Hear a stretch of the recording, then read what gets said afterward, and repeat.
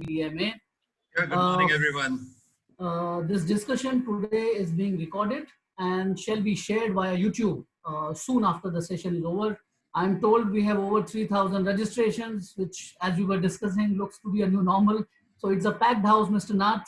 I kindly hand it over to you now. Thank you and have a good one. Yeah, thank you, Bhupender. Good morning, all our esteemed panelists. Good morning to all the friends from the construction and allied industries who have joined this webinar in such large number today. Friends, nobody would have thought 2 months back that the world would come to a standstill. COVID-19 pandemic can be compared to the butterfly effect. The small things can have non-linear impacts on a complex system. The concept is imagined with a butterfly flapping its wings and causing a typhoon. A single act like the butterfly flapping its wings cannot cause a typhoon. Small events can, however, serve as catalysts that act on starting conditions, like the origin of the coronavirus in a wet meat market in the town of Wuhan, transmitted from a bat to humans. And this cascading effect, which has impacted global health, international travel, global supply chain, and above all, the global economy. While we are all aware of the disruptions caused by the pandemic, the question playing on everyone's mind is how to move ahead post-lockdown. Here, one of the keys to restart the economy would lie with the infrastructure and the construction industry. Hence, we would like to discuss with our esteemed and experienced panelists on dealing with the current challenges and determining the way forward to manage businesses, infrastructure, and construction equipment. And I welcome all our panelists today, Mr. Arvind Garg, Mr. Deepak Garg, Mr. Sakthikumar, Mr. Devendra Kumar Vyas, Mr. Dimitra of Krishnan. Thank you for joining us for this panel discussion. Let me first start by my first question to Mr. Garg, Mr. Krishnan, and Mr. Deepak Garg. After the agriculture, the construction, infrastructure, and real estate segments are the second largest employment providers in the country. The infrastructure and construction sectors are highly responsible for propelling India's overall development. According to a KPMG report, total construction projects worth more than 59 lakh crores are under development, which have been impacted by COVID-19.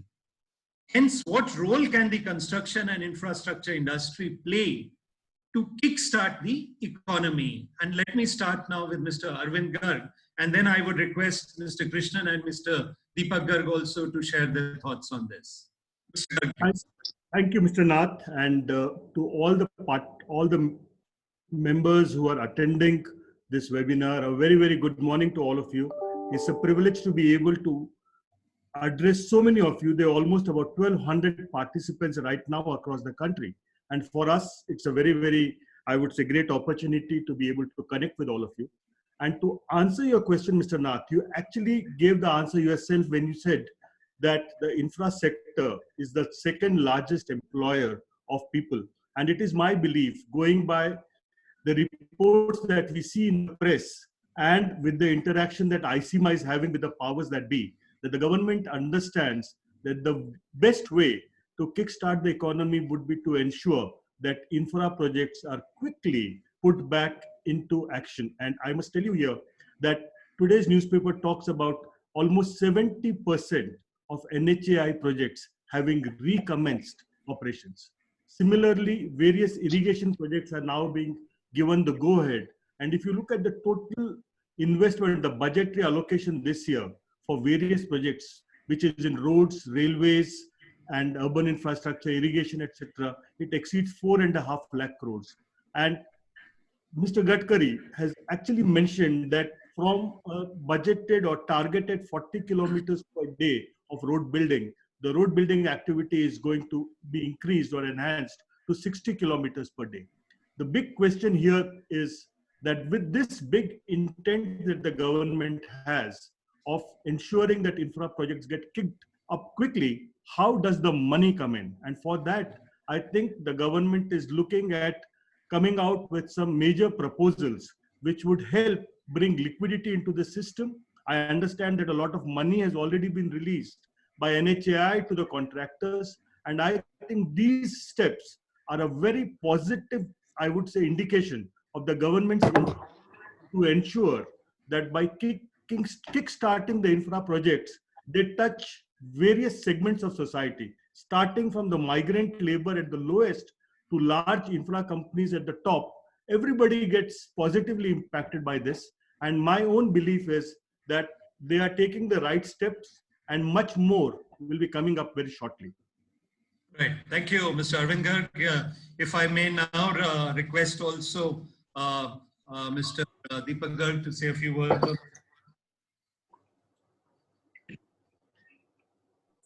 Deepak, your video, you're muted, yeah. Yes.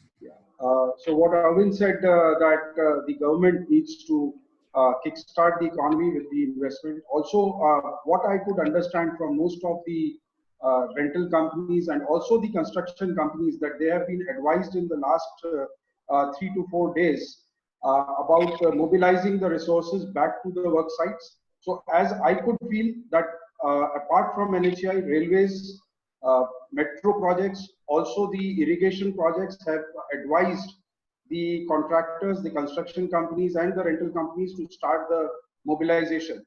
Now here comes a big role of the construction equipment industry, where we need to get back immediately. The industry is well geared up. In fact, most of the players in the industry have plans to get the machines inspected as soon as the movements are allowed. So the service teams are in place. Even during the lockdown, the industry was fully in action on the mining front, because mining minerals were put under essential services by the government, and the necessary permissions were issued to many of the companies to support the mining activity. So most of the servicing, full maintenance contract, support of spare parts was being rendered by all the construction equipment companies for the mining projects, and even to some critical projects wherever the government had allowed.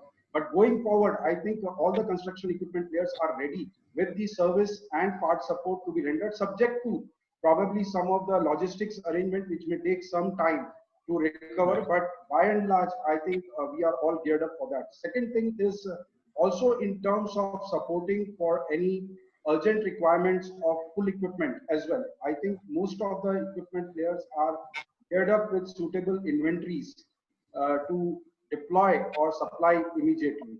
So I think the industry as a whole is well geared up, well oiled up to supply.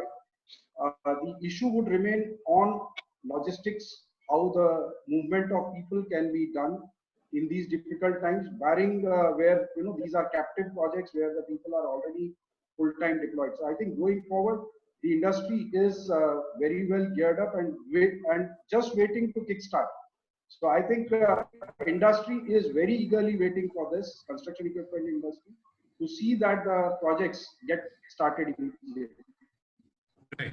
Thank you, Mr. Deepak Garg. Can I come now to Mr. Krishnan on that? Thanks, Rajesh, and thanks to Arvind and Deepak for a quite fairly comprehensive response to that. First and foremost, I would like to greet all the participants. Now I count we are almost nearing 1400 participants into this webinar. On behalf of ICMA, as an organization that represents our industry to the government, I welcome all of you, and really happy to share views not only of myself, my organization as Volvo, and also from ICMA perspective. I would just add to the points that Arvind and Deepak have made with regard to the construction industry contributing to the rebound of the economy and restart of the economy. I think I want to just elaborate a bit more on one point which Arvind made. See, construction industry offers employment to a whole range of competencies in the market, in the society, starting from the low-skilled, no-skilled labor to the most highly skilled design engineers who design the most complex of equipment, and also the complex construction site projects in the industry. So I think in that sense, in a crisis of this nature, where the impact is so unprecedented in its depth and its width, the construction industry can play a truly valuable role in restarting the economy and engaging a society in all aspects. And in this regard, of course, the government needs to and has been working, I understand is working on something bigger. Mr. Gadkari has come up and spoken a few words, but I think what we definitely are looking forward from the industry is a very comprehensive, large-scale package amounting to a few percentage points of the GDP, which is unleashed onto the economy as we come out of this situation of from livelihoods to from lives to livelihoods, as Mr. Modi mentioned in his speech, that we need and making sure that the society is engaged in a good way. We are looking forward to something dramatic. One specific support in this I would like to mention from ICMA's perspective as an industry to the government, addressing particularly the government, is that in 2020, all of us as an industry prepared for launching all our equipment complying to the new BS3 CEV norms as per the GSR 201 that the government had promulgated in 2018 and is supposed to be implemented this year. But we are all preparing and trying to get there. But this COVID crisis has come as a huge roadblock to actually make it happen. There is a huge risk that most of us as an industry player will not be able to comply and get to be ready in time for that. We have made a very strong representation to the government on behalf of ICMA to relax it. It is required for various reasons. One, that the supply chains are broken. Second is that we do not have any sales as of now. Our whole R&D projects are put on hold in terms of preparing and getting ready. Certifications are not yet in place. And not only that, if the construction industry needs to be the let's start of this economy, it's very important that all of us as manufacturers can supply the equipment on time. Strong view of this and actually help the industry support the restart of the economy. So that's where all of the points Deepak and Arvind have made. So I'll pause there. Thank you, Mr. Arvind Garg, Mr. Deepak Garg, as well as Mr. Krishnan. I think it's good to see the confidence of the construction equipment manufacturers and how you are gearing up to help and support the infrastructure and the construction industry, and through that to give a kickstart also to the economy, which would be needed after the period of lockdown, because we have suffered a long period of lockdown, and it would be needed that the economic growth can start at a quick pace. Let me come now to Mr. Vyas and Mr. Sakthikumar. We've heard that the construction industry, I think we are of the same opinion that the construction industry has to move forward post the shutdown. However, it would be necessary to undertake pooling of idle equipments, strengthening rental companies, and flexible financing through NBFCs. Can this become a win-win proposition for both buyers and the OEMs who are facing the liquidity crunch? May I ask Mr. Vyas to first start, and then I would like to go to Mr. Sakthikumar. Thank you, Mr. Nath, and good morning to all the participants. Privileged to be part of this panel and talking to all of you through this in digital form. And we all know the COVID-19, it's I would say it's a very exciting time. It's not a kind of challenging, it's very exciting. COVID-19 has taught us many things, and one of the key things which is taught is that CSR is no more a regulatory requirement. CSR has to be part of our business, day-to-day business, and our as an individual as well. So I think you are right. That's this impact. I think this also brings an opportunity for the construction equipment industry that the customer behavior from owning an equipment to becoming to making a service request or asking for a renting of the equipment. This will be a shift. We'll see the shift in the customer behavior going forward, and the industry is going to work towards that. So instead of only selling and financing the equipment, can we start creating an ecosystem which will start providing services, pay for work, renting, etc. Because the rental business, releases a lot of capital in the system, which in turns creates a lot of wealth in the economy, which can be further used for the growth of our economy. So I think rental is going to the way forward. We see a lot of large customers already over leveraged, and the financing from the banks and the ecosystem risk averseness might be increasing. for the people to start funding immediately after this lockdown is over. So the renting will be a key opportunity for the industry, where the financier, the renting company, the manufacturers, and the entire ecosystem has to work to really capitalize on this opportunity. And that will also become a key to really have a kickstart in this industry, because we don't have to go and buy and put a lot of money because people started conserving cash. So it's better to really rent equipment and start over. So I see that as a very major role. And that is what in India today, the renting is only 3% compared to the 40% the advanced economy. And now I see that the renting business percentage should go to 10% from 3%. Right. Thank you, Mr. Vyas. Shakti, what would you add to that? Yeah, thank you, Mr. Rajesh, and good morning to all the participants from Schwing Stetter side and on my own behalf. I agree with Mr. Vyas, what he mentioned about the need which is going to open up. The requirements for the rental machines is going to really go up. At the outset, I would like to tell that I'm also a positive thinker like all the previous speakers, and I hope the recovery is going to be V-shaped and not like the other type of projections which is made for different countries. India is special and we have a big domestic requirement, so it is going to be a recovery. Having said that, what is going to be the choice for the construction companies and also for the companies which are involved in the rental business? Currently, there is a big pressure on them for the liquidity, especially on the EMIs, what they have to pay, and what the money, the collection side of the story. The important factor is, if you see the rental industry in India, it is either it is not completely matured. There are companies which are with a specialized product. We work on like cranes or piling rigs or specialized machines, and in the other side we have many local companies which do the renting of machines which are produced in volumes. So there are two different category of people. Nationally, we don't have successful companies which are into both the segments. So the type of requirement which is going to come up post-COVID situation is going to be many. But also the social distancing requirement of construction site, that also we should consider. That is also going to trigger the mechanization. In a situation where there are 5 or 6 people are required to handle a particular work, a machine would replace that type of an activity, which is going to be the new opportunity post-COVID for mechanization of construction sites. So with respect to the liquidity and fund paucity in the system, I think we need more coming out from the banks and NBFCs to support the promotion of the products in the market.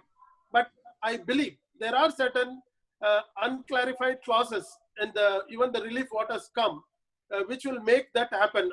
As a industry and association, we are very keen to promote and represent this to the government to make rental business more attractive for the actual users at the construction site. Thank you very much. Thank you, Shakti. Thank you, Mr. Vyas.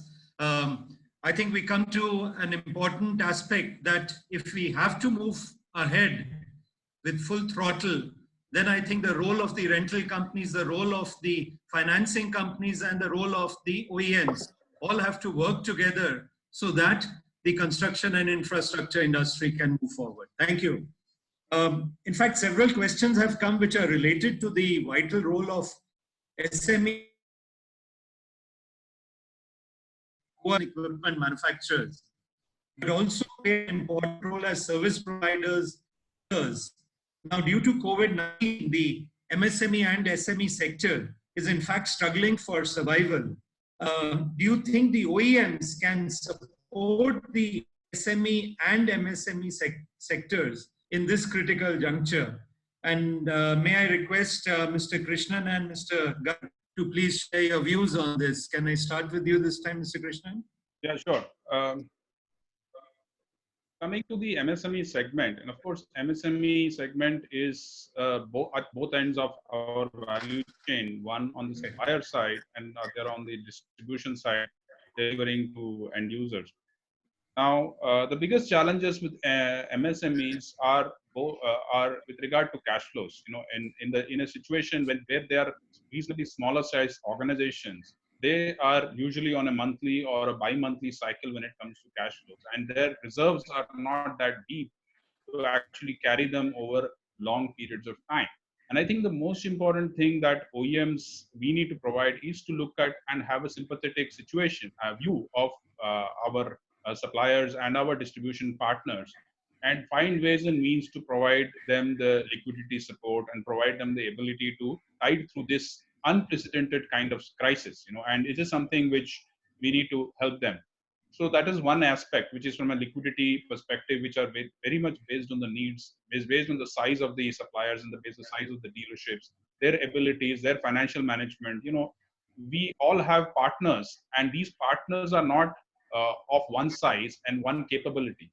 Each partner comes with some of their strengths and some of their weaknesses. Some of our partners are technically very strong, financially very strong. Maybe they have some capacity challenge. Some of them might have very strong technical ability, very strong competence, but they may not have the strongest of financial management ability. So they all come with in different shapes and sizes. It is not one size fits all. And it's very important for us as OEMs to review each situation individually and provide them the necessary support in a most fair manner. It's very difficult to make long-term decisions in these kind of crises. What is required is that we look at the immediate short term, make sure we understand the position that our MSME partners are, and then come forward and do the best possible needs. We don't know the length of this crisis. We do not know the depth of this crisis. We cannot make too early decisions and not too late decisions. So communication is very critical. Knowing, keeping connected with these partners is very critical. So we are all as OEMs doing that. We are in close contact. Our supplier teams are in close contact with the MSMEs on the supplier side. Similarly, our sales teams are in close contact with the distribution partners and trying to identify and making them engage. Using this time also to not only think from a liquidity perspective, but also in terms of we can also use the free time available of employees, particularly in our distribution partners, to improve their competence, whether it is sales competence, product competence, systems, processes. So we are having webinars internally with our distribution partners and giving them the necessary development areas. And then, of course, as I said earlier, remaining connected is key. So we got to host calls with them. You know, what I'm doing, at least with our dealer partners, is once in 2 weeks, a call with all the dealer principals, have a chat, discuss what's their situation, and, you know, come up with, understand the evolving situation at the ground level from their side. So this is what I would say as OEMs we are doing and we should be doing for MSMEs. Thank you, Mr. Krishnan. Mr. Garg, I think hand-holding for the SME, MSME sector at this juncture is very important. What is your take on that, Mr. Garg? Well, I think I fully agree with DK on his views about... I think I was, Mr. Deepak Garg, I think I was asking Mr. Arvind Garg. Sorry about that. Yeah. Right. So, Mr. Nath, whatever DK spoke, Dimitrov spoke, I think that totally encapsulates the entire effort that all of us are trying to make.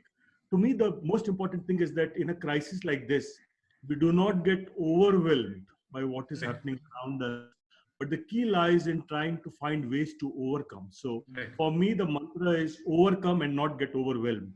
And in that respect, the point he made about ensuring that we display empathy for the MSME sector is very, very important, because as companies, we live in building very long-term relationships with all our partners. And the time has come when in a crisis, we are being tested. This is the time to stand by all our partners, whether they're at the supply end or whether they're at the distribution end. And the point that DK made about ensuring that we continuously look at their cash flows, support them wherever necessary, we build capability of these people. I think that is an ongoing process and which will have to be strengthened. And we also as a company are doing that continuously to ensure that we stay connected, we understand what is happening, we take the right decisions from a long-term perspective to help this sector come out. And it is also my belief that under the government's Make in India initiative, there's a great opportunity for us now to localize increasingly.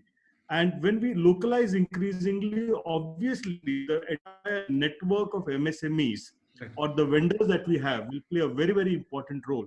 And as an industry, I think we must take a conscious decision to localize, to ensure that we build capability, that we share the best practices that we have as an industry, and build a total ecosystem that can support us in the times to come. Right. Taking the clue forward from what Mr. Arvind Garg and what Mr. Krishnan mentioned, I would now like to come to Mr. Sakthikumar and Mr. Deepak Garg. Now, COVID-19 has led to a disruption of the global supply chain. How are construction and especially with requirement to critical spares to avoid breakdown of the equipment? Now, this as a question has also come from a lot of, and then I would request Mr. Deepak Garg also to add his views to that. If you look at our company, we are into manufacturing of machineries within India, especially on the concrete side. And we also trade on non-concreting products, which predominantly come from US and China. So we have this situation. At the moment, if there could be an issue, it is only because non-availability of parts, it's only because of the logistic reasons. Otherwise, it is not. Moving out of Chennai, the parts to the different locations. I'm taking ours as an example so that I can explain it better. It applies for most of us. The second point is dependency of the parts from overseas, manufacturing facility.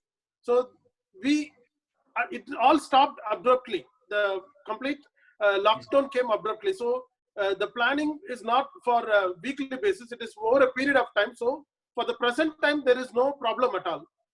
If you see when the COVID situation started in China, our first concern was what will be happening to supporting customers, out of China. We went to an extent of considering localization from other countries, India, of course, and also see other competitive nations which can give at a similar price levels.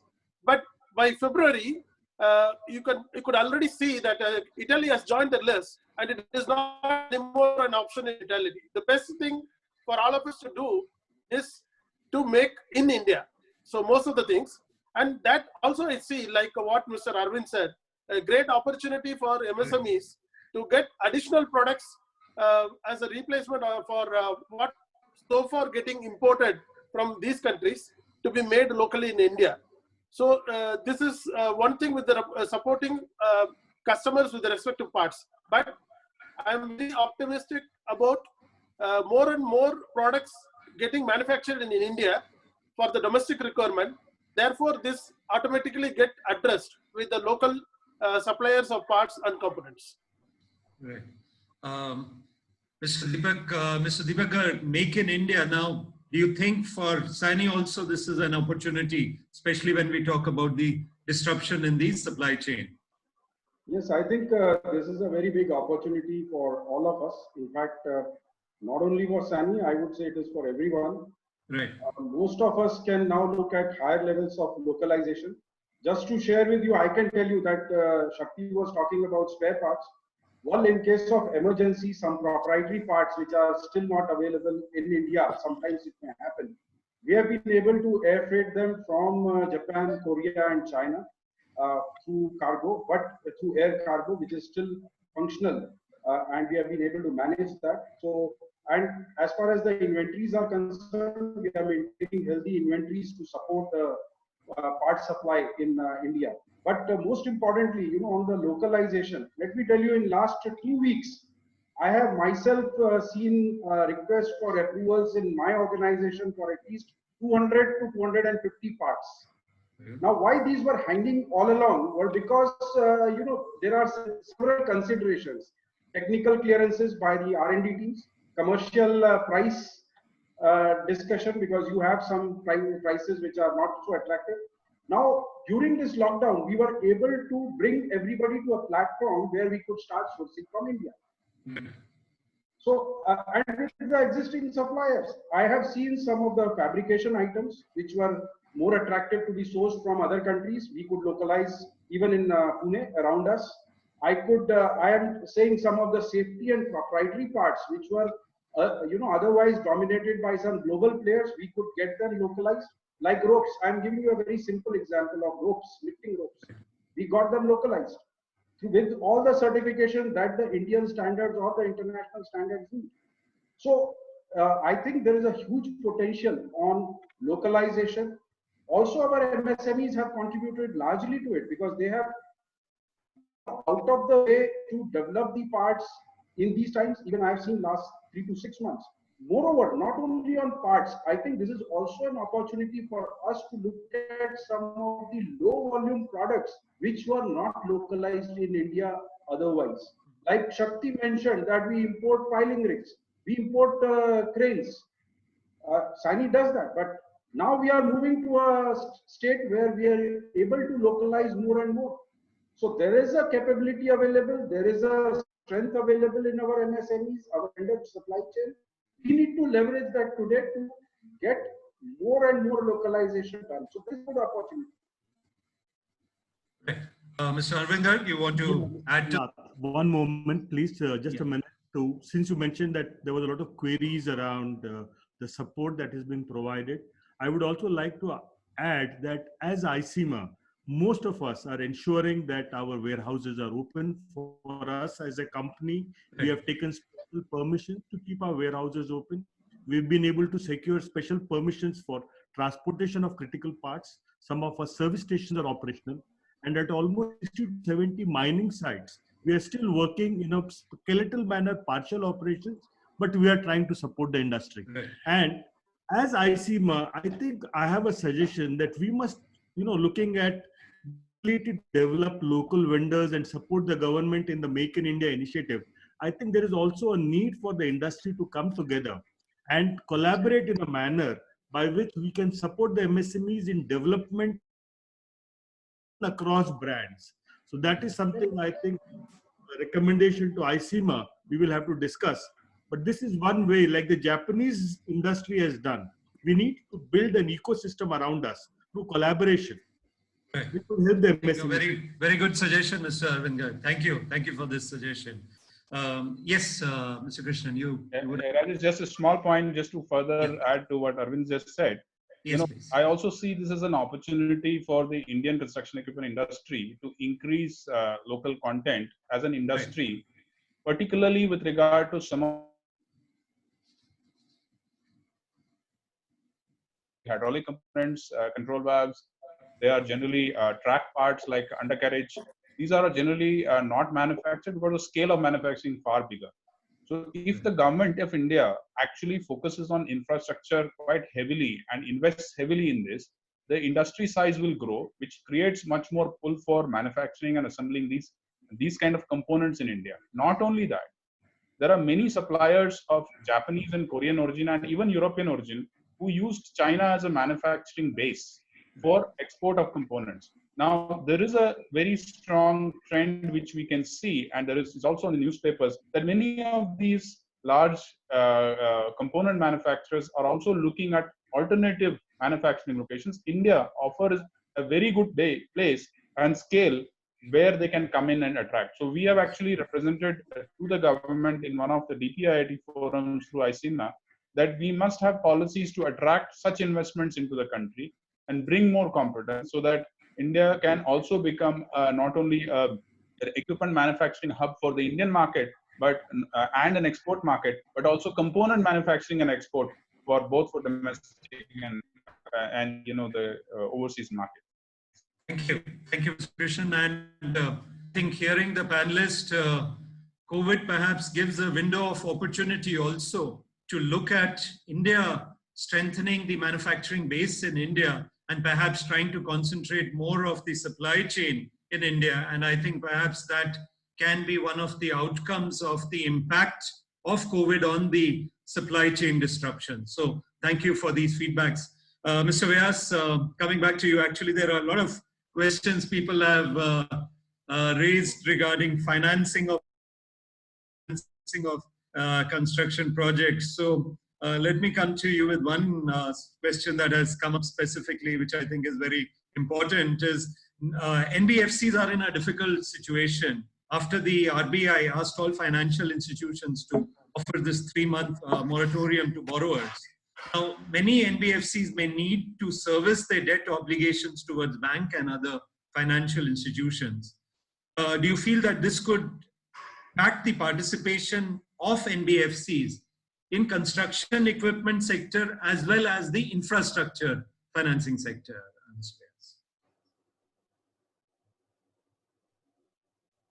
I think you are muted, Mr. Vyas. Yes. Yeah, you're right, Mr. Nath. I think NBFC had challenges, but I think thanks to Reserve Bank of India, who has come with a lot of solutions for NBFC. Recently, TLTRO of 50,000 crore, which was announced, 50% was earmarked for NBFC out of that. And out of that 50,000, 50%, another 25% was earmarked for the smaller NBFCs, the smaller and medium-sized NBFC, and the balance 50 of that was earmarked for the larger NBFC. So that money is available to the NBFC to take care of this financing need for our customers. Another thing is, I think, though there is not much of clarity about eligibility of NBFC from to avail moratorium from the bankers, though there are difference of view, but I think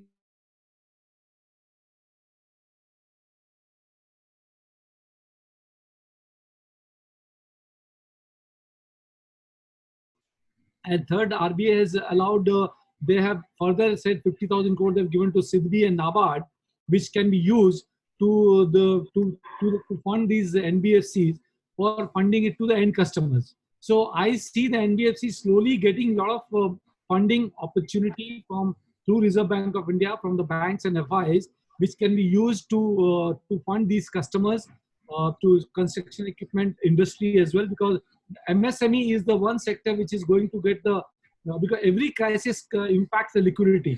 And as we heard from the previous panelists, and you also say that for supporting to MSME, not by way of providing spare parts and the equipment support from the OEM, I think on the financing side, they need a lot of support. And I was just going through one circular of Reserve Bank of India, which people have missed it, that in February, Reserve Bank has allowed the one-time restructuring of all the MSME customers' loans.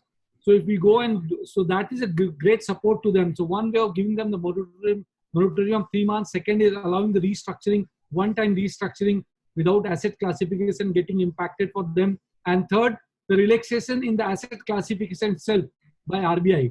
I think these are few very good measures which have been taken up by the government, and RBI clearly said that this is not a total. If required, we will come forward further and offer. So that is, I think, good news. My view is that the construction equipment industry and the NBFC, including the OEM, at the moment, everybody should focus from the short-term perspective is develop a treasury plan for themselves to have a deep control on their short-term and medium-term cash flow requirement. I think that is very important for them to manage it. Number two would be that everybody is focusing on fixed costs, the people costs, etc. Yes. I think we have to be more human at this time of this crisis instead of focusing on people reduction or salary cut. It's important to focus on cutting the variable cost.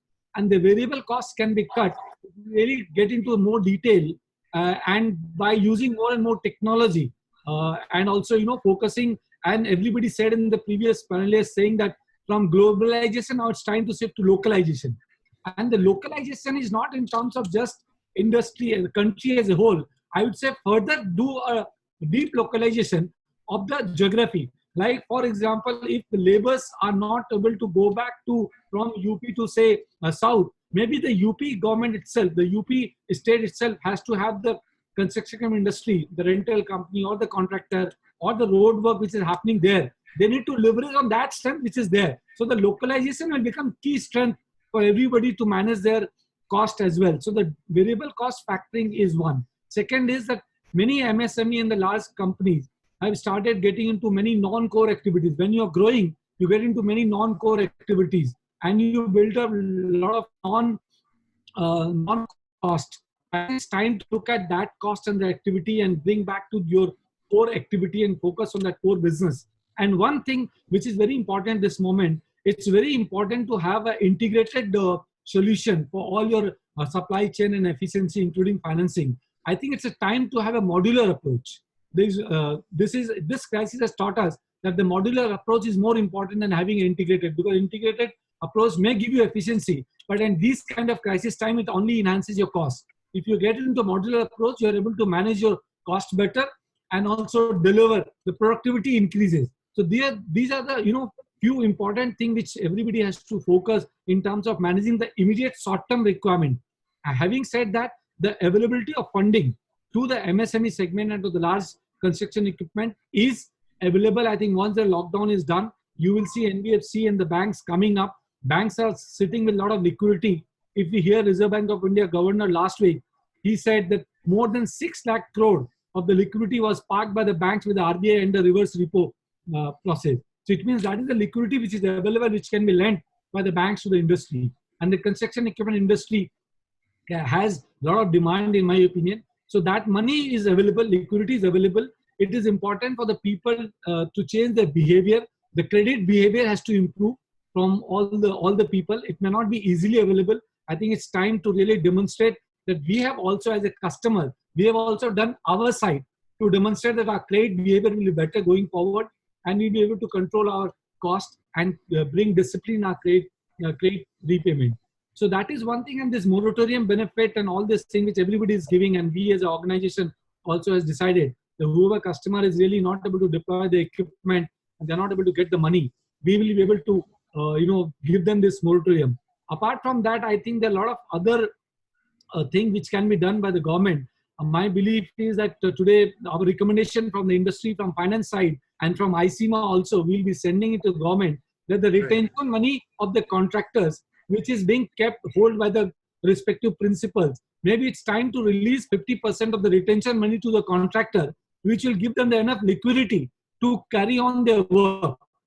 So funding is, they're not only dependent on the funding from the banks and NBFC. This money is available, and everybody has that kind of money available with the principal. And they can also give a moratorium in deduction of the retention money from the running bills for next 6 months.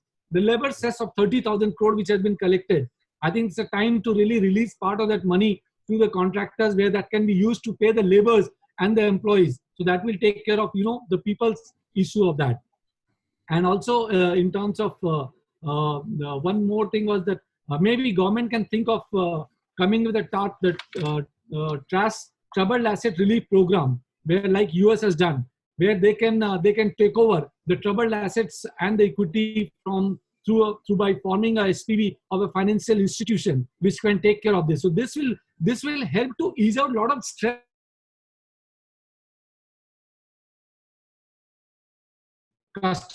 Just look at it on the long term.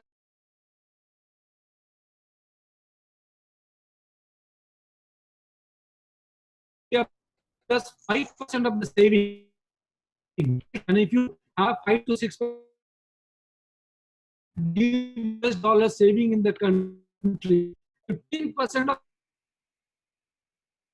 that to borrow money from outside from our country, we'll have enough money within our country to really take care of the infrastructure spending. So I don't see the liquidity being a challenge. Of course, there is a short-term impact. So everybody has to do their own bit in terms of taking off the short-term issues in terms of liquidity. The customers, the bankers, the NBFC, all of them. But money is available, liquidity is in the system. It can be made available to all of us. Thank you, Mr. Vyas. I think very comprehensive feedback from your side, and also I think the pointers what you gave, the 4 or 5 steps that the people should undertake, I think this would be very valuable, and I think through your comprehensive address, a lot of questions that were raised on this topic also get covered. So thank you very much, Mr. Vyas. Any of the other panelists would like to add anything to that? Yes, Mr. Krishnan. Yeah, DK. So I would like to just add one perspective here, that any crisis brings clarity also. When you are in the corner, your priorities better. When you are really fenced in, and that's when whether it is at an individual level, at an organization level, at an industry level, or at a government or a national level, we need to set our priorities right, and it gets more clear what is priority. And as Mr. Vyas and many other panelists have already mentioned, in a crisis of this nature, liquidity and cash flow is the most critical thing. Availability of liquidity is not sufficient. The government, through the RBI measures, have made liquidity available by incentivizing, disincentivizing certain types of activity in credit flow. But demand is the most critical thing. You know, cash flow needs to happen. The money needs to flow. In that, of course, there are different stakeholders, and all of them have a responsibility. And I think the government has the responsibility of making sure that demand is created by real economic activity, which is what we have all been talking about, the need for a clear stimulus, action-packed program which actually drives things faster. But then everybody else in the chain also needs to be very clear. You know, one of the issues in the whole infrastructure space is the NPA problem. You know, it is very clear, and there are very clear reasons behind it.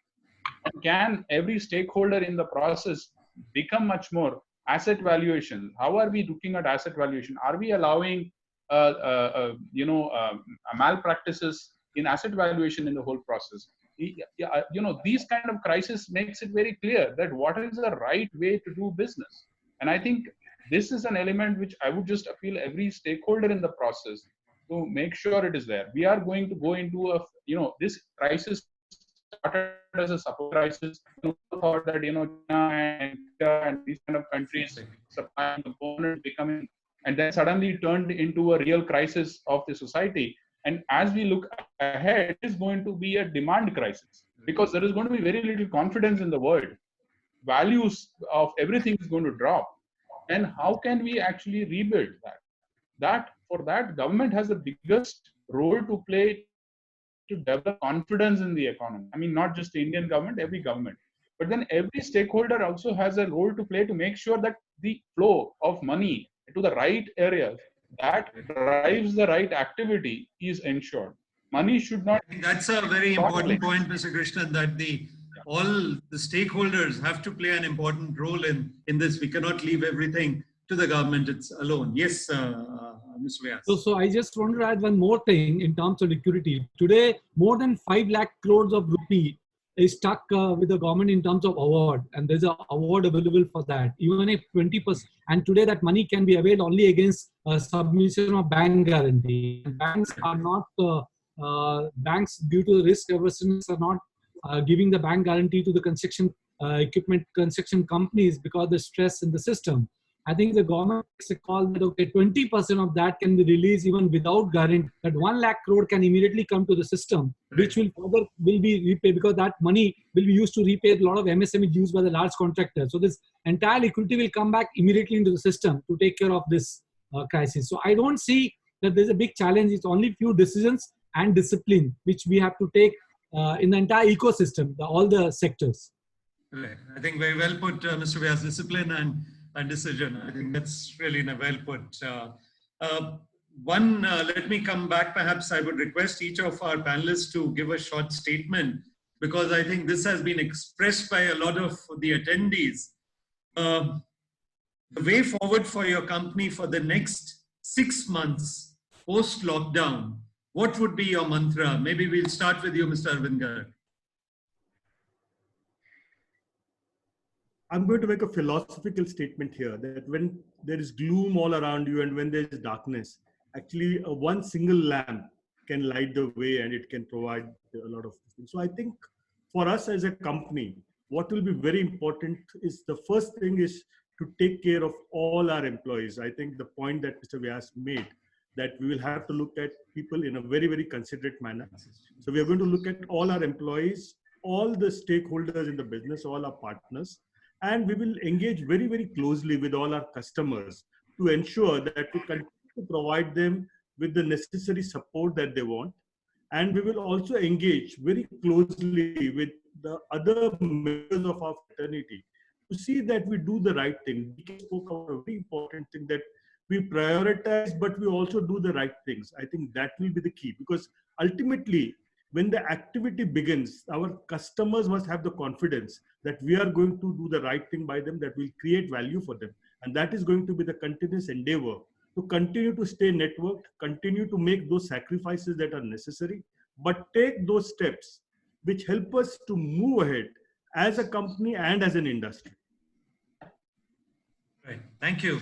Thank you, Mr. Arvind Garg. Maybe I'll come to Mr. Deepak Garg also to share your thoughts on how you would take the company forward in the next 6 months. Well, I think the most important thing, as everybody said, is the health of our employees, number one. Number two, I think not only employees, I would say, it also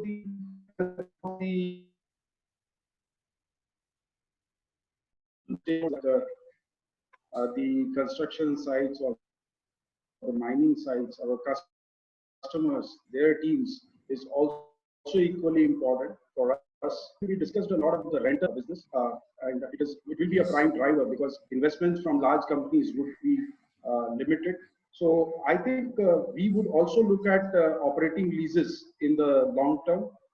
There are new business models which are coming up like rent to sell, and also some flexible financing options which we will have to work with the banks and the financial institutions to support these innovative financing mechanisms to support the customers at least in the next 6 to 9 months time, when we may still see some liquidity issues for retail funding.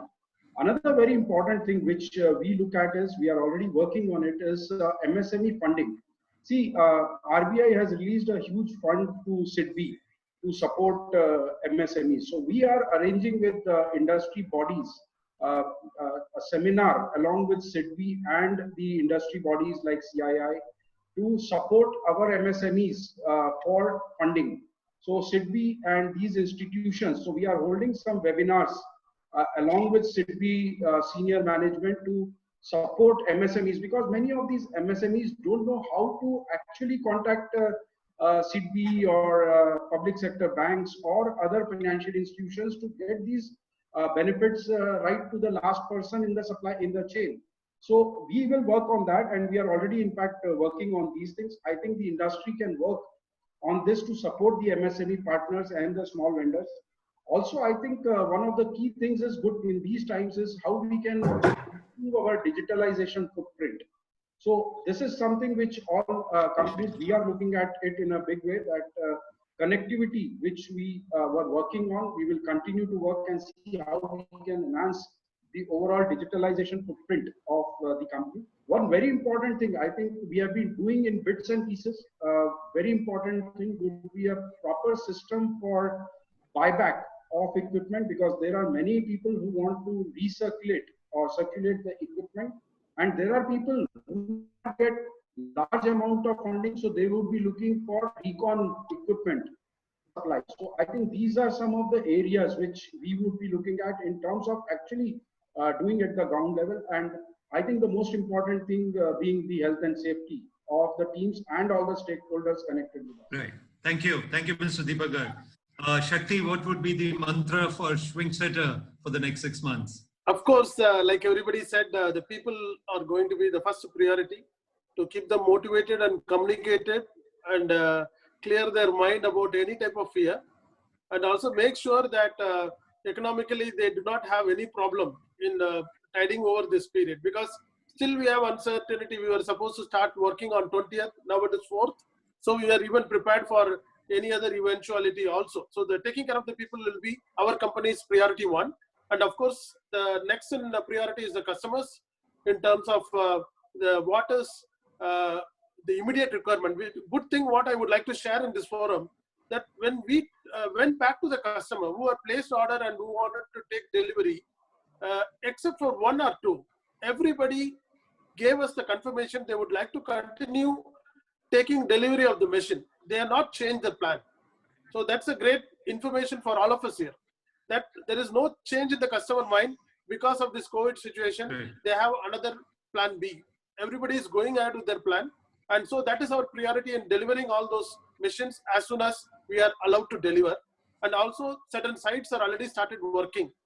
And for those sites, our engineers are already available to take care of them in giving the support like erection, etc. And the next priority is some of the learnings during this period of lockdown period, like video conferencing.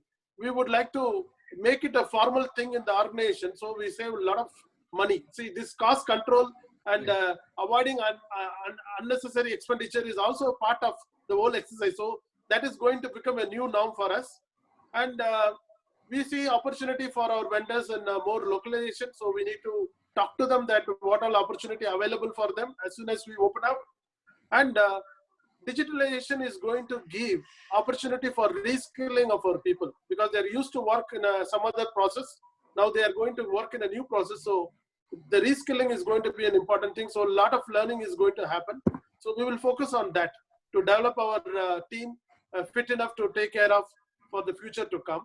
So these are the things. Other than that, from the business side, we see opportunity on exports because in the month of February itself, there were some inquiries from the Middle East who placed orders with the China who are not able to get the machineries. They came back to India and started ordering machine from us. We supplied many in the month of March, and we are in the we're going to supply again once the the lockdown gets lifted up. And we see this as an opportunity going forward. More countries moving towards Indian construction equipments for meeting their demand rather than looking at putting every egg in one basket, which is China. So that trend we are already seeing. So we will try to investigate more and see the possibility of expanding in those markets as well. Right. Thank you. Coming to Mr. Vyas from Srei side, Mr. Vyas, how are you to move the next 6 months, Mr. Vyas? So first thing, as everybody said, the employees, we value people.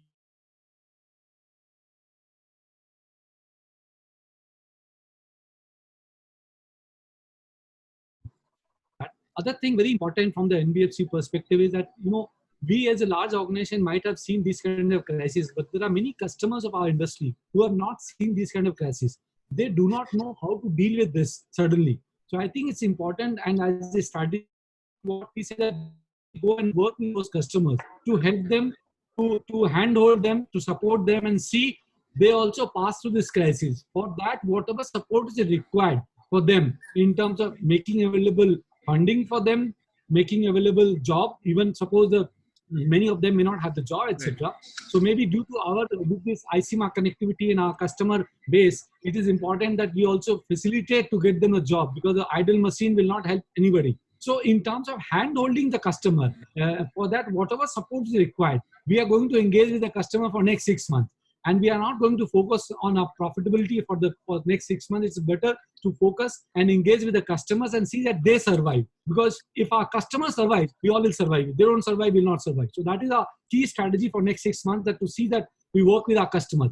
In terms of other OEM side, that work jointly with the OEM and to see that we come with a new product in terms of rental, providing the operating lease, what Deepak spoke about, the providing rental product, the services, financing of spare parts. So many of them may need a spare part due to liquidity. They may not be able to repair the machine. Can we help them to get this financing of repair, spare parts, etc., so that the machines are made available to work? So end of the day, machines must work.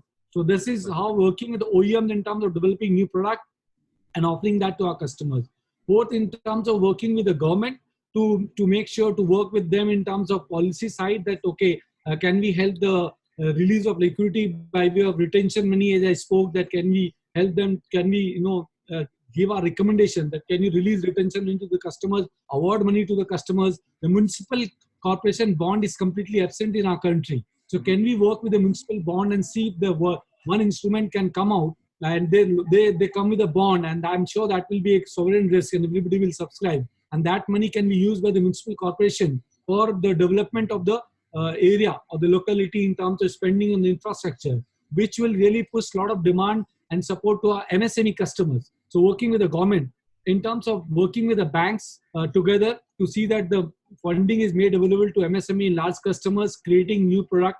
The new co-lending is happening today. So banks take direct risk on the customers. They don't have to take direct exposure on the NBFCs. And lastly, with the society, as I said, the CSR is no more a regulatory requirement. It's as a human, as an organization, we need to take care. We have to contribute to the society, and we have learned this in a very hard way from this COVID-19. So I think the entire ecosystem will have to work as an organization and as an industry to see that the entire ecosystem is work together in a very integrated manner, engaged manner, and we are able to take care of our people, our customers, our OEM partners, our bankers, and the right policy decisions.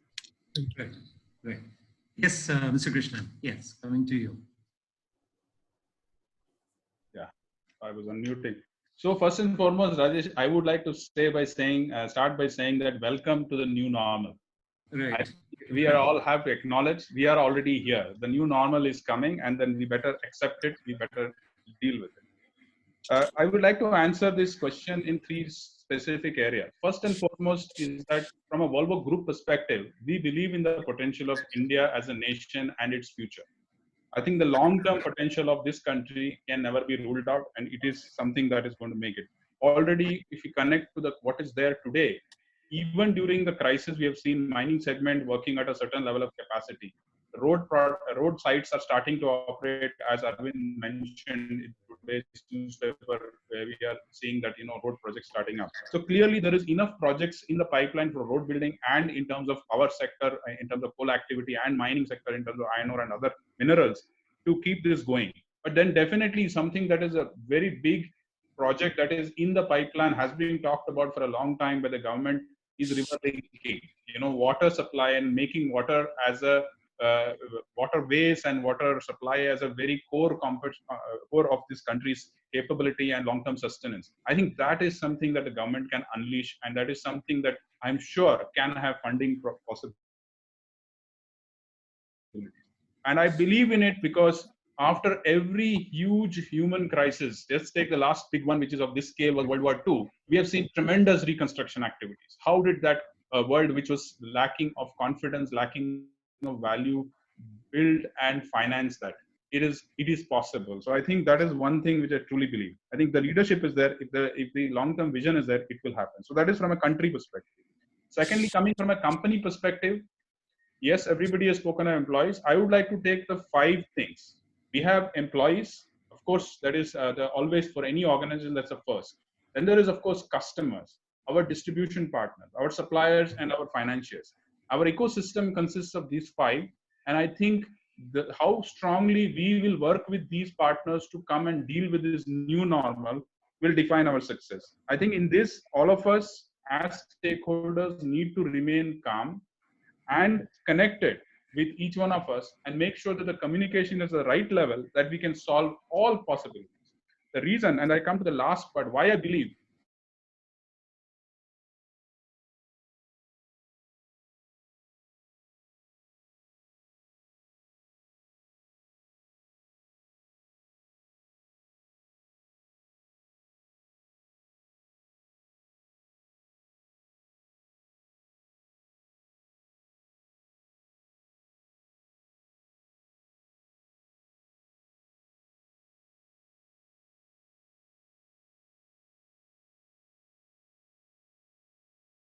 evolve, and I'm sure there are ways and means that this can be looked at. The ham model came in after the 2014 as a new innovation, and of course it had some success, it has some of its challenges, but I'm sure there are various ways we can look at funding of the whole infrastructure sector. So I think these are all the ways I would say. I think we believe in the future.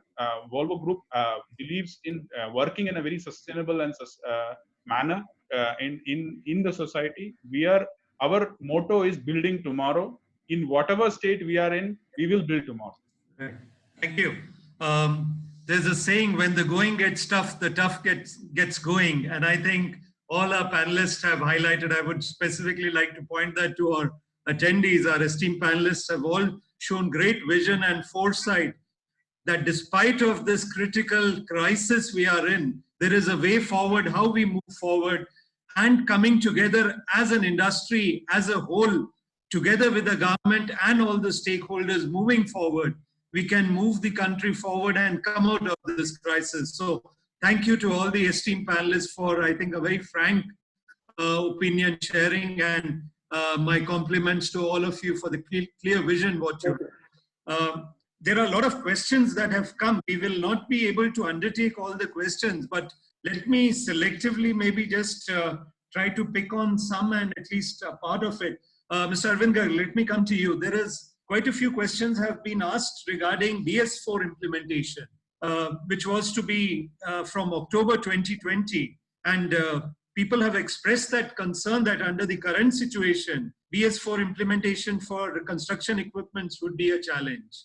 So what would be your suggestion, Mr. Garg? Yeah. So to respond to this, this is a matter that we are very seized about, because obviously as manufacturers, we were working towards bringing in the equipment, the testing was going on, but this COVID crisis has set back our efforts by quite a few months. And we do expect that it will take some time to come back and recover. So ICMA as an organization, we have taken up the subject matter with MORTH, and we are engaged with MORTH. As a matter of fact, just day before yesterday, we had a very longish discussion with the Joint Secretary in the ministry, and we're expressing our concerns to them, explaining the concerns that we have and the reasons underlying our request to extend the period or extend the date by which this implementation should come in. We are hopeful that the government is talking to us, and we are therefore also hopeful that the government will pay heed to this request, keeping this crisis in mind, and give us some more time. Thank you. Thank you, Mr. Arvind Garg. Coming to you, Mr. Vyas, actually there are quite a few questions that have come related to financing, but one question I find which several have expressed mainly from the contractor side, because they are saying the contractors are not getting the funds from the government. So they are asking, how do we proceed further? We are really stuck for fund. What would be your suggestion here, Mr. Vyas? Mr. Vyas, you're muted. You'll have to just, yeah. Yeah, sorry. Mr. Arvind Garg mentioned in the beginning, when he started, I think 25,000 crore rupees of, was released by NHAI a few days back. And the government is considering, we have also made recommendations from various industry bodies to the government in terms of releasing payment. And Mr. Nitin Gadkari himself had said that, yes, they'll be focusing on release of more money. And the governments are considering to release this money. I think we have started seeing this with the release of 25,000 crore. Many state governments are also considering that. So government money is expected, and my view is that it will happen very shortly. Pending, and because of that, pending that, RBI has already given 3 months moratorium to most of the customers in terms of their repayment obligations to the banks and NBFCs. As regards working capital side, once the government start releasing money, and we have also made the recommendations to the government that not only the payment of bills which have been there, as I spoke earlier, also try to release some retention money and award money, etc. And if you are not able to release that, at least the deductions should not be done for next 6 months, the various deductions they do. So I think these all are the suggestions which are under consideration by the government. So we'll see a lot of actions from the government shortly in terms of release of money. Also, as RBI has taken a lot of steps to Siddhi and NABARD, we will see a lot of money, emergency line of credit being offered by most of the banks and the FIs now. I just got today morning, the news that Siddhi will be considering to release 90 days emergency line of credit to many companies through NBFC and banks. So I think we have short-term money available from the banks and NBFCs and FIs. We have emergency line of credit available from the banks. We request all the customers to approach to their bankers. Money will be available, and the government side also, you will see the money getting released going forward, because we are also in engaging with the government and the respective bodies in terms of release of money to our customers. Okay. Thank you. Thank you, Mr. Pending that, till the time, my request is that all the companies also should focus on conserving cash. And as I said, they should also plan their cash flows in terms of cutting costs, etc., to see that money is being, managed well, whatever money is available, and that is managed more for productive regions, and as the Mitra said, it's a new normal. So in the new normal, your productivity also becomes totally redefined. That what you thought earlier, what brought you here, may not take you further going forward. So you need to really reassess the entire business model of each of you and take care of your cash which you have in your hand. Right. And I would also like to maybe point out one statement of yours, develop a treasury plan. I think that would be very important also, and very essential also. DK, coming to you, there is a question that is related. I think you had mentioned about R&D projects. Now the R&D activities, would the impact of COVID, would it impact the R&D activities? Would the spending on R&D activities be curtailed now for some time, or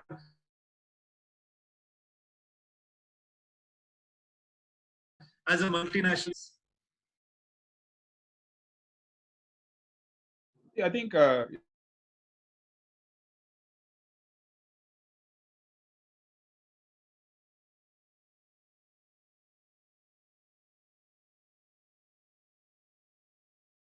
keep the blood flow sales. You've got to have collections. That's the most critical piece, and then you have to pay your suppliers. Right. Now, in that cycle, I think we'll have to prioritize, and nothing is sacrosanct in this kind of a scenario. But again, certain things companies on their own cannot decide. As Arvind went, the first question that you asked Arvind about the stage 4 implementation for the construction equipment industry. The reason why ICMA has requested very strongly to the ministry to move the date by 1 year has not just to do with the R&D time, the time it takes to test and restart.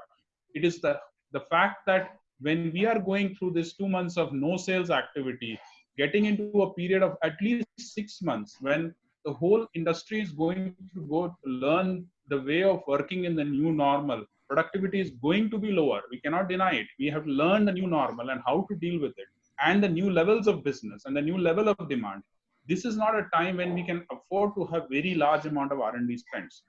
It does not mean that we don't spend anything, but we'll have to prioritize to the most important and the key items on the table. And here the government can definitely help to get the economy restarted, to move the date. And we have given them 6 different reasons why they should move the date. Starting from supply chain disruption. I'm looking at a letter that we have just sent. The impact of social distancing on production activities. When it comes to testing, whenever we restart testing, most of our employees cannot travel because there are no air travel available, for example. There is kits available for the BS3 production up to September, which I'm sure it is impossible for the industry to consume by September. There is orders lying with our suppliers that needs to be consumed after all.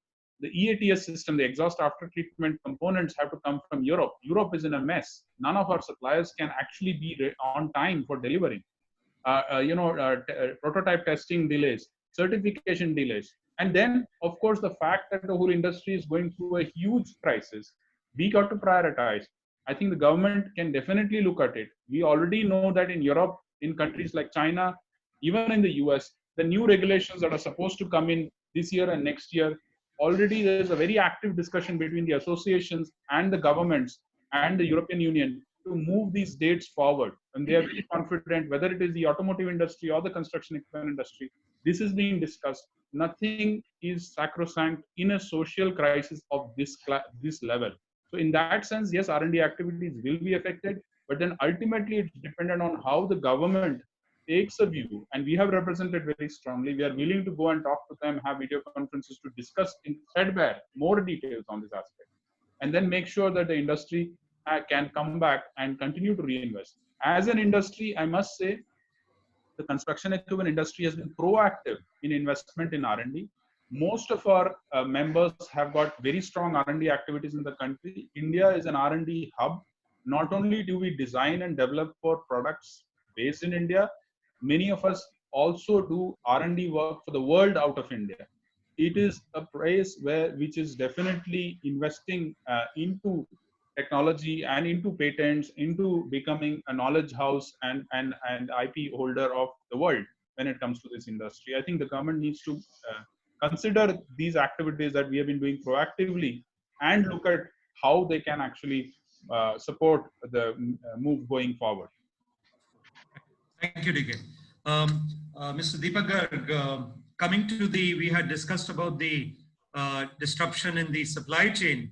Now, some questions that have come they are mentioning, do you think that Indian setup or our SME sector here can produce, they have the capability to produce really high quality components? Are they geared up to produce high quality components?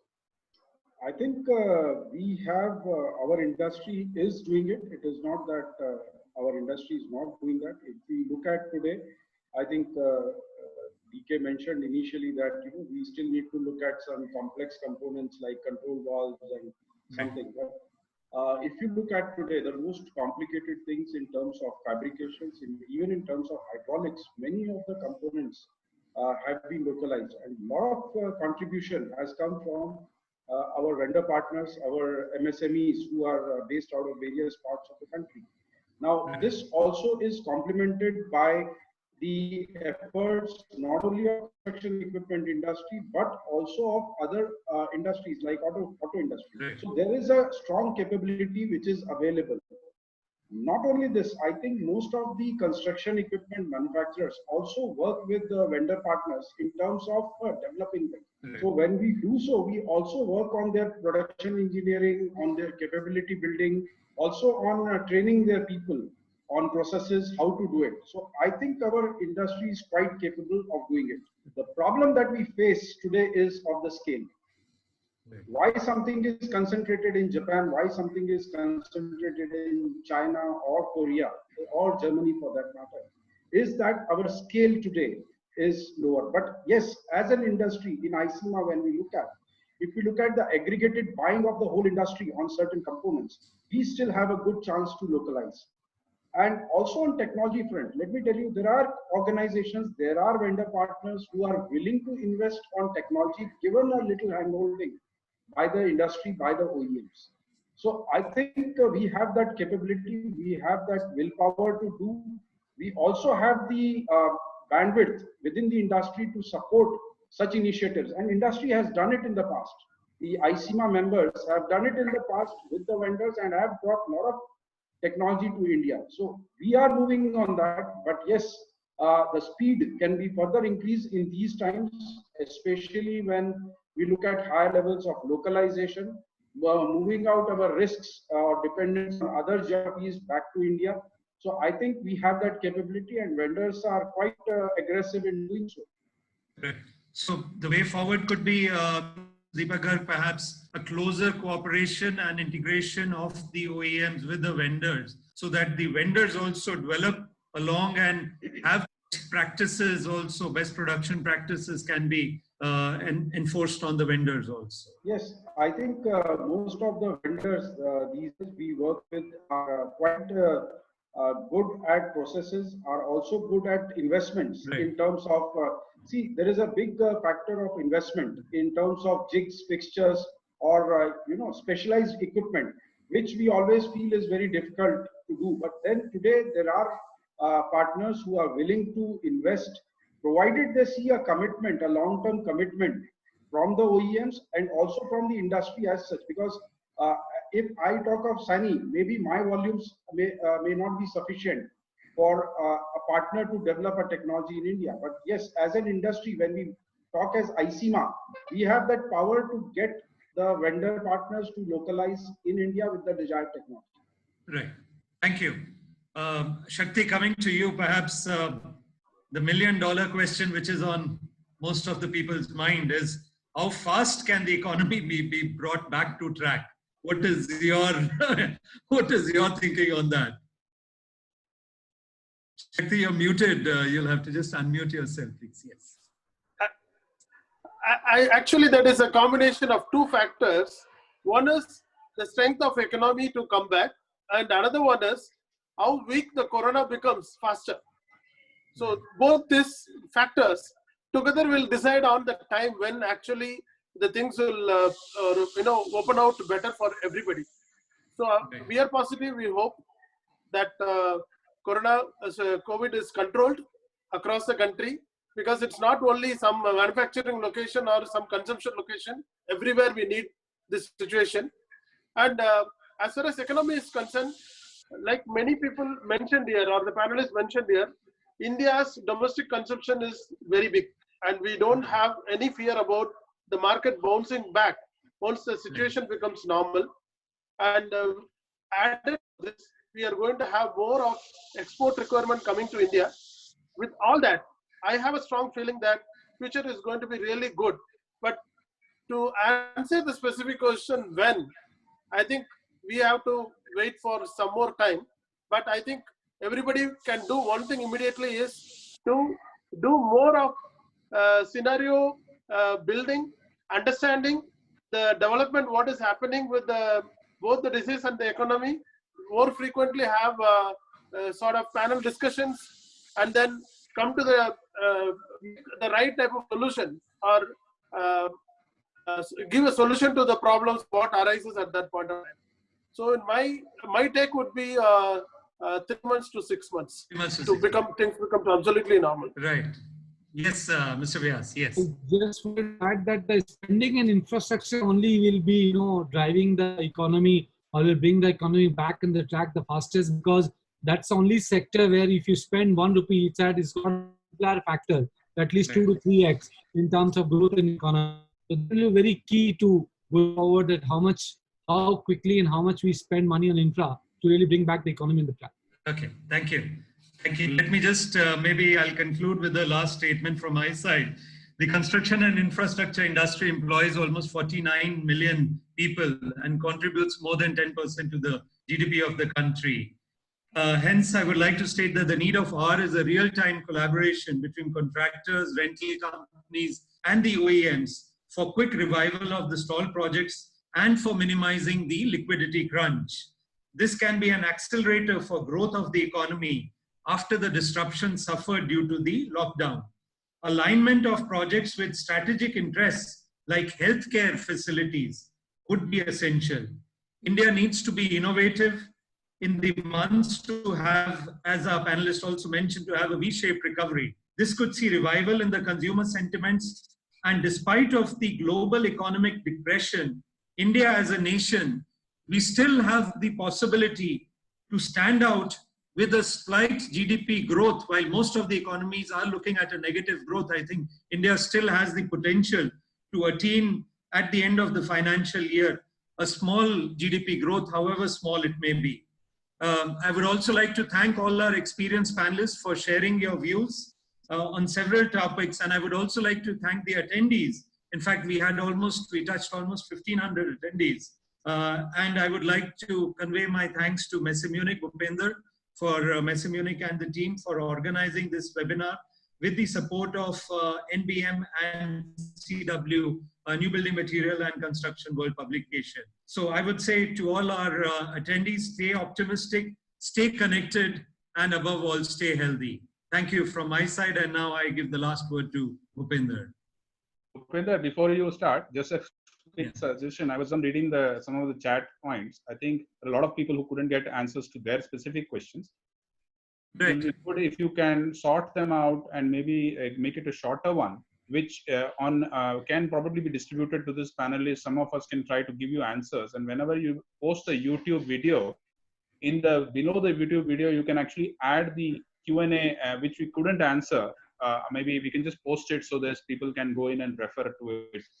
I think it will be quite valuable for all those people who could not get their questions answered.